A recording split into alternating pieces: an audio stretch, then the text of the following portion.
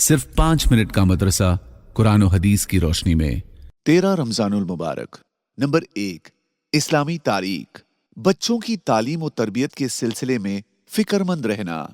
हजराते सहाबा इकराम रज़ियल्लाहु अन्हुम दीन और इल्म दीन की हकीकत और अहमियत से अच्छी तरह वाकिफ थे, इसलिए वो अपने बच्चों को इल्म दीन सिखाने की बहुत फिक्र करते थे। जो ही उनकी उम्र सीखने की होती, फौरन उनको इल्म दीन हासिल करने में लगा देते। हजरत अब्दुल्ला बिन जुबैर रज़ियल्लाहु अन्हु एक जलीलुल क़द्र सहाबी हैं। उनके 4 लड़के थे, खुबैब, हमजा, इबाद और साबित। साबित इनमें सबसे छोटे थे।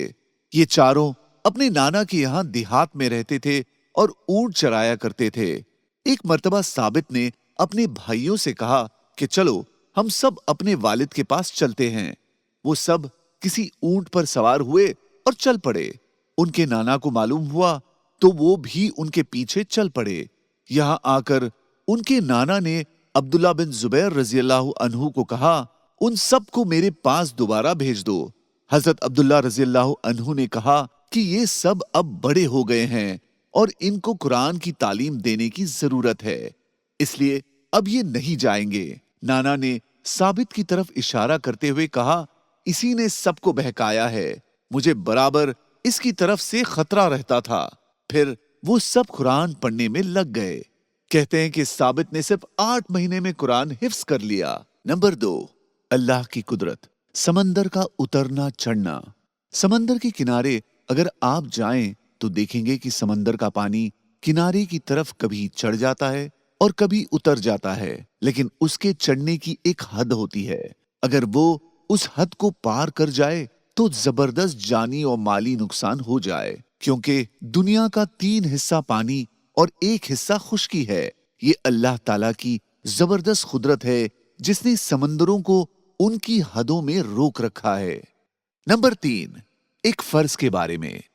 रोजे के फराइज। कुरान में अल्लाह ताला फरमाता है, अब तुमको रमजान के महीने में रात के वक्त अपनी बीवियों से मिलने की इजाजत है और अल्लाह ने तुम्हारे लिए जो औलाद मुकर्रर कर दी है उसको तलाश करो और खाओ और पियो, यहां तक कि सफेद धारी सुबह सादिक की रोशनी सिया धारी रात की स्याही से बिल्कुल वाज़ेह हो जाए। फिर सुबह सादिक से रात तक रोजे को पूरा किया करो। नोट, रोजे की हालत में सुबह सादिक से गुरूब आफताब तक खाने पीने और बीवी से मिलने से रुके रहना फर्ज है। नंबर 4, एक सुन्नत के बारे में। तहज्जुद का मसनून वक्त।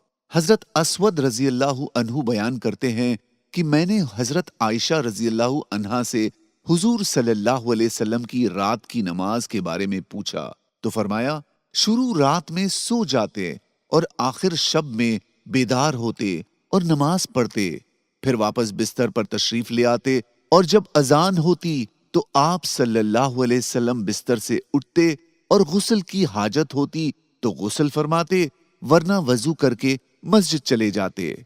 नंबर 5, एक अहम अमल की फजीलत। कुरान को गौर से सुनना। रसूलुल्लाह सल्लल्लाहु अलैहि वसल्लम ने फरमाया, जो शख्स कुरान की कोई आयत सुनने के लिए कान लगा दे उसके लिए ऐसी नेकी लिखी जाती है जो बढ़ती चली जाती है, और जो शख्स इस आयत को पढ़े वो आयत उस शख्स के लिए कयामत के दिन एक नूर होगा। नंबर 6, एक गुनाह के बारे में।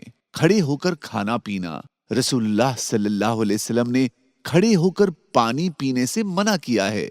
इस पर हजरत अनस रज़ियल्लाहु अन्हु के शागिर्द हजरत क़तादा रहमतुल्लाहि अलैह ने पूछा कि खड़े होकर खाना कैसा है। हजरत अनस रज़ियल्लाहु अन्हु ने जवाब दिया, खड़े होकर खाना खड़े होकर पीने के मुकाबले में और भी ज्यादा बुरा और गंदा अमल है।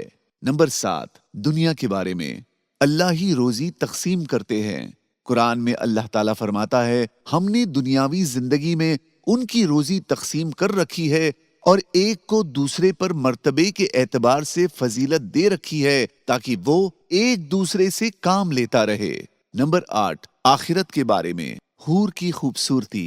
रसूलुल्लाह सल्लल्लाहु अलैहि वसल्लम ने फरमाया, اگر جنت کی کوئی عورت زمین والوں کی طرف جھانک لے تو زمین و آسمان کے درمیان کی تمام چیزوں کو روشن کر دے اور اس کو خوشبو سے بھر دے اور اس کی اوڑنی دنیا اور اس میں موجود تمام چیزوں سے بہتر ہے۔ نمبر 9، طب نبوی سے علاج، شیطان سے بچنے کا علاج۔ رسول اللہ صلی اللہ علیہ وسلم نے فرمایا، اے علی، زیتون کھاؤ اور اس کا تیل استعمال کرو، کیونکہ جو شخص زیتون کا تیل لگائے گا 40 رات تک شیطان اس کے قریب نہیں آئے گا۔ نمبر 10، قرآن کی نصیحت، ہمیشہ اللہ کا شکر ادا کرتے رہو۔ قرآن میں اللہ تعالیٰ فرماتا ہے، تم مجھے یاد کرو میں تمہیں یاد کروں گا، اور میرا شکر ادا کرتے رہو اور میری ناشکری مت کرو۔ جزاک اللہ۔